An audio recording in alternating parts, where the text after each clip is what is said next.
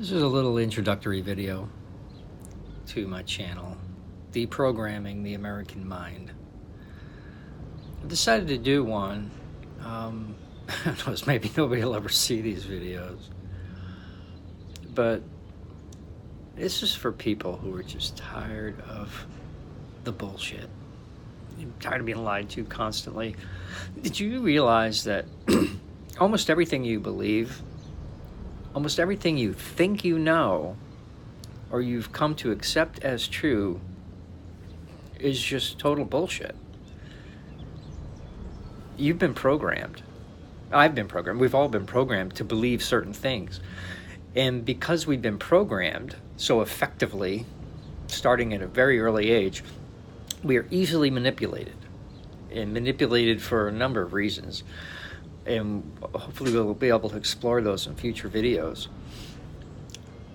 If this interests you at all, and my great question has always been, can we be free from our programming? Can we ever be truly free from all the programming and just see things as they are? Just see the truth, see through the bullshit. And one thing I've learned, and I'm not a young man anymore, but one thing I've learned over my life is that once you start seeing bullshit here and there, you really start seeing it everywhere. And it's not paranoia. I mean, I know it sounds like it, but it's not. I'm at the point in my life where I question almost everything now.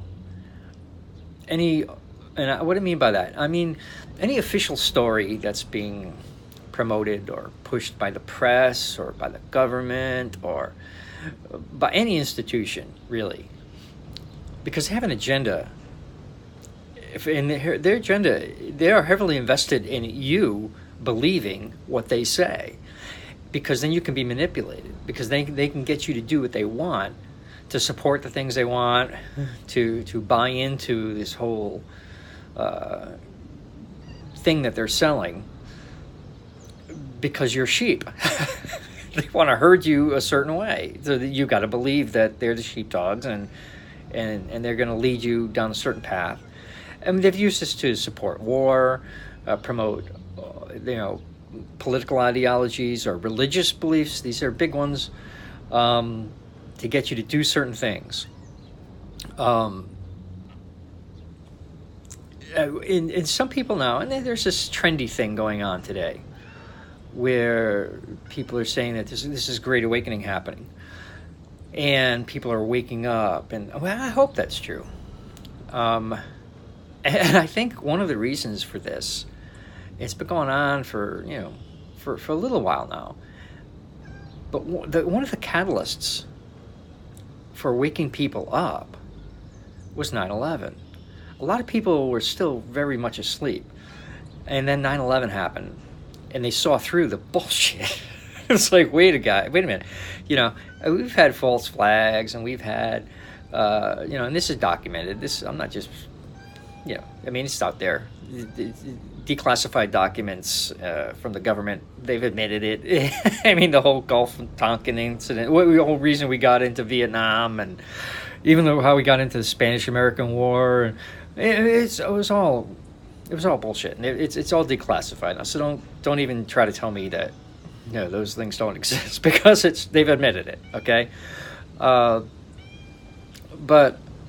9/11 happened. It was such a reach. It was such an ambitious project. We're going to go big. We're going big, or we're going home. So the problem with such a project like that is there are a lot of details that you have to get right. And they got so many of the details wrong in 9/11. And then, of course, everybody had a phone, a camera. There were cameras all over, and interviews, and so many people were involved, and the impact was so strong that people began to question things about the details, like Muhammad Atta's passport, not even singed, it's found in the streets, in New York, below the towers that were burning for months. Here's his passport. Hey, it's not even scarred. Yeah, sure. Yeah, and there's a tons of those, like Building 7, right? But I don't want to get into 9/11 because other than to say that that was a catalyst for a lot of people to wake up and just to question the official story. And that's where it begins, really. You have to ask yourself, and I've been asking myself this for a long time when I approach things. This is a very healthy way to do it. And this is my question. If what they're saying is true, then why are they lying to us? I mean, think about it. You don't have to just embrace every conspiracy theory, because then that's a whole nother thing, right? Back in the 60s, when I was a kid, it was very popular, trendy among, culturally popular at the time, to question authority, to be distrustful of the man, of question everything, because back then the hippie movement or whatever, they knew that, hey man, this Vietnam War is bullshit. They're lying to us, So they bred a breed of people in our culture who were just naturally suspicious of authority, and the government and the official story. The first reaction was, that's bullshit, man. Don't lay that shit on me because I'm not buying it. You're lying to me about this. What else are you lying to me about? And that was a really big moment in in American culture, because up until that point, up until the 60s, you're like, you just accept whatever the government says. It's true. We trust authority. We're Americans. We believe that our government means us well, that they have our best interests at heart, and that these people who govern over us or represent us in Washington, that they care about us, and that in some degree they're smarter than the rest of us, right? And then we figure out, one of the first things you got to learn if you're going to wake up is that these people in Washington, not only do they not always have your best interest in heart, they rarely do, but they're dumber than you. Some of these people are just dumb. And if you accept that, if you come to realize that simple truth, then you're going to start to question what they're telling you, if it's true or not. But it was a good thing, in the 60s to question authority, to say, man, this is bullshit. But nowadays, what happened? What happened? Now, if you question the official story, you're marginalized, you're criticized. You are a conspiracy theorist, and you're crazy. Yeah, we're the nuts. They blow up 5,000 people, getting back to 9/11, in order to expand the government to unprecedented proportions. Yeah, I mean, there are like 16 or 17 intelligence agencies now. Yeah, the Department of Homeland Security, huge part of the government. The Patriot Act, war with Afghanistan, and then war with Iraq, and then all this other shit. They're WMDs in Iraq. We got to go after them. Oops, that was bullshit too. So my point is that you've got to start questioning everything. If what they're saying is true, then why are they lying to us? Okay? Take that stance about everything that's reported. And you'll start to see through some of the shit. It's like that attack in Las Vegas. Okay, first of all, the sheriff and the FBI were out there making a statement. This whole event was still going on. You got to remember, modern technology, we have access to videos, and we've heard the police scanners that was going on, even while these guys are standing there in front of the cameras telling you it's over. He acted alone. We don't have a motive. And it's over. He's dead. He was acting alone. Okay, how do you know that? You haven't even investigated it yet. There's something wrong with that. How can you be out there 45 minutes after the first shots are fired and say with confidence that this thing is solved? It's over. I mean, we don't know why he did it, but he acted alone, that much we're sure. But in the meantime, there are witnesses on the other side, down the road a couple of miles, reporting shots fired. And police officers are actively responding to things happening at other casinos. But you're out there saying it's over. Okay, that stunk. I mean, you could smell the bullshit all over that one. And we still don't even know everything that happened that night. The largest mass shooting in American history, but you know what? Move on. Another thing you got to really get to understand is this. The mainstream media lie to you constantly. Not just in what they say, but in what they don't say. They're not telling you everything that you need to know. I mean, if they were going to be a responsible purveyors of truth in journalism and get to the heart of the matter, and everything else they say is just bullshit. So, you know, you're being programmed right there. Television is programming, in case you didn't notice. That's how a lot of people are being programmed. It's just through the TV. Just turn your fucking TV off, man. Cancel your cable. I canceled my cable 15 years ago. Never looked back. People say, "Oh, I can't live without TV." Really? Why? You can. You don't need TV. It's obsolete. It's obsolete. You can find everything you need to find, and you can be discerning about the information you gather through the internet now. You don't need television. I woke up to this when I was just still a young man, teenager, I guess. I was watching one of my favorite shows at the time was called Different Strokes. Maybe you remember this. And there was an episode of Different Strokes about affirmative action. And this show, this one particular episode, sometimes a program comes off in the subtle. You've seen that. Hopefully you've seen that, where they're pushing an agenda, but it's subtle and it's weaved into the story and the characters. It seems natural and okay, it's getting you to think because they're presenting you with these characters and these situations that you've come to care about. You care about this character and what happens. Oh, did this person get this happen to this person or what? So, and then they introduce their agenda and they weave it into the story, and you don't even realize you're being programmed, but you are. There's no accident that TV programming is called TV programming. It's programming you. But anyway, this one episode of Different Strokes, if you can find it out there, I'm sure you can find it. It's about affirmative action. It was so over the top, so blatant. Even me as a teenager, I woke up right there. I was like, whoa, what the hell is this? This was like a 30-minute propaganda piece for affirmative action.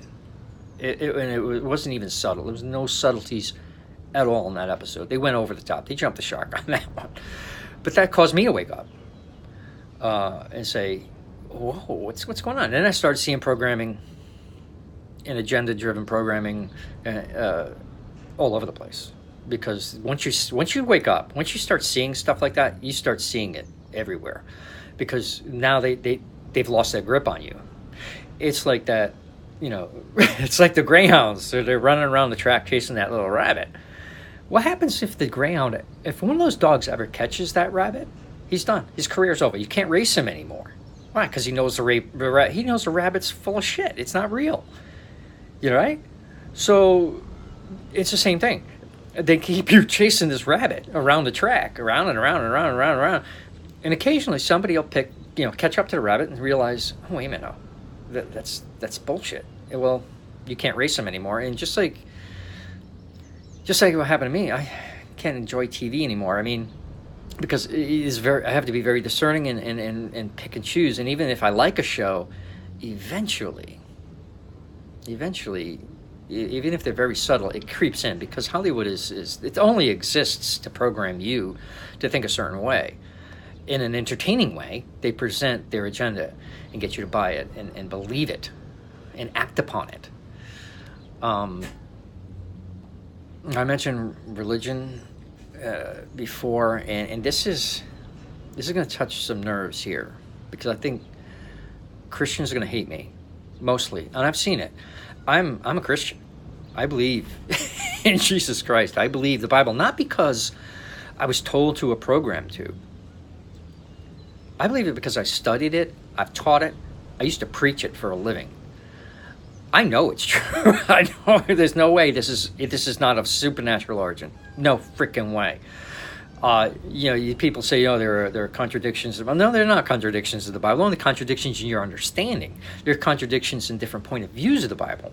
Yeah, an Arminian and a Calvinist, they have contradictory views on the Scripture. But the contradiction is not in the Scriptures themselves; it's in their understanding. So why would Christians be offended by what I'm going to say? Because of this. They're taught that Jesus is coming back someday in the future. It's a key tenet to the Christian faith, right? You say the Apostles' Creed, the Nicene Creed. I believe. And one of those things that you're supposed to believe is that Jesus will come again one day to judge the living and the dead, and so I believe that already happened. Okay. That happened a long time ago.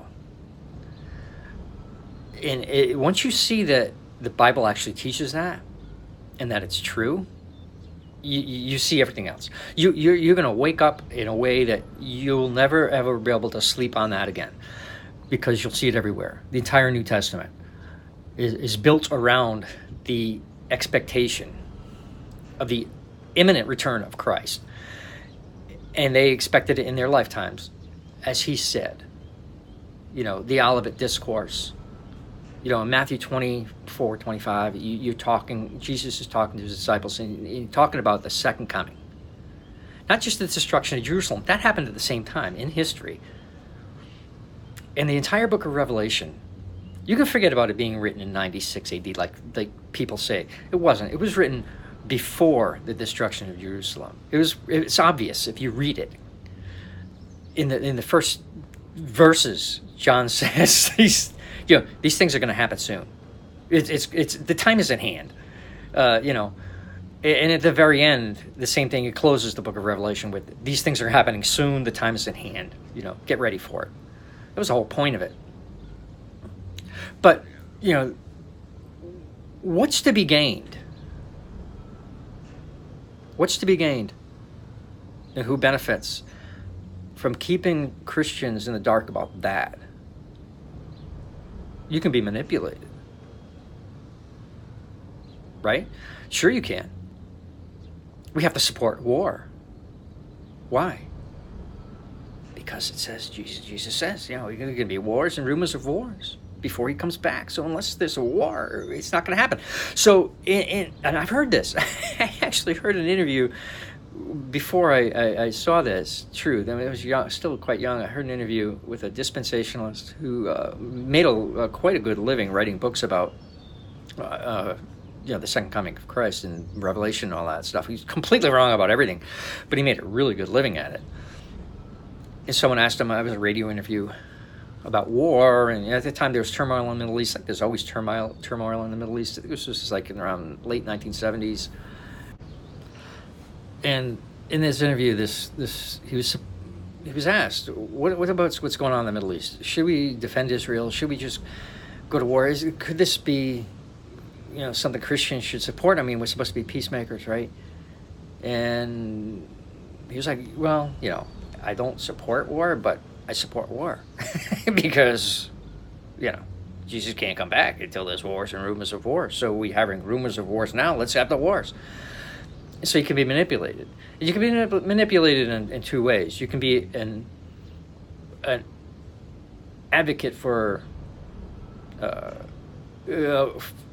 unquestionable advocate for Israel and a Zionist. Because if you're like a dispensationalist, you believe that until Israel rebuilds the temple, Jesus isn't going to come back. So we got to support Israel to wipe out their enemies, their neighbors, and to rebuild the temple. But if you're what's called a preterist, which I am, someone who believes that that's all in the past, your support of Israel isn't based on that. It may be because they're an ally of the United States, and maybe for whatever reason, but you don't have to just say, And then on the other hand, you can blame Israel for everything and be an anti-Semite. You know, depending on which side of the theological spectrum you fall in. So you can be manipulated as a Christian to support war, and they have been for thousands of years, to support war. All because you still believe Jesus is coming back and there's going to be a temple rebuilt or whatever, or, you know, which is very popular today, which is crap, you know. And then you can be manipulated into thinking that, you know, the people who are running the world, these evil people, they're satanic. Well, in a way, they believe that Satan's still alive. But in Revelation, he's destroyed. Satan's dead. Get over it. You know, these people who think they're worshiping Satan, that they're tapping into some evil spiritual power. No, they're not. They're not. The only spiritual power exists today is good. You know? And if you deny that Jesus came back and he's still coming, then we're still in the first century church, and so to speak, and it's already not yet. It doesn't make sense. It's crazy. It doesn't say it's not what the Bible says. Okay, read it with those eyes. And I know there are Christians who are gonna hate me for this, or you know, because I'm not. This is not new. I mean, I didn't just make this up. You know, there have been preterists forever. But their voices are silenced. It's hard to find their books. I mean, they're out there. I mean, some of them are on the internet, and you can download them and read them. But they didn't get published. Their voices, just like today, I mean, their voices were silenced because they went against the norm, right? Went against the official story. Just question it. Look into it. Read it. Pray. Pray for truth, okay? And hopefully God will lead you there. Well, this is just an introductory video, and I don't want to go too much longer. But always ask yourself the question, if what they're saying is true, then why are they lying to us? Thanks for watching my video. I hope you enjoyed it.